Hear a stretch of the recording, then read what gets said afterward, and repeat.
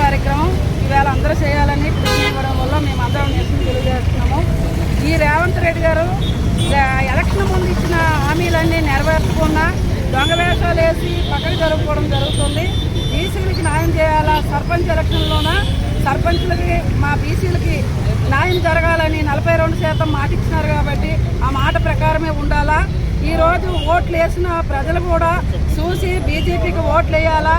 ఈ దొంగ పాలనకు చూసి మాటలు మార్చిన పార్టీకి చూసి రేవంత్ రెడ్డి గారి మాటలు మా పూటకు ఒక మాట మార్చిన మనిషికి ఓట్లు వేయొద్దని ప్రజలను పిలుపులు ఇవ్వాలని మా భారతీయ జనతా పార్టీ కోరుకుంటుంది.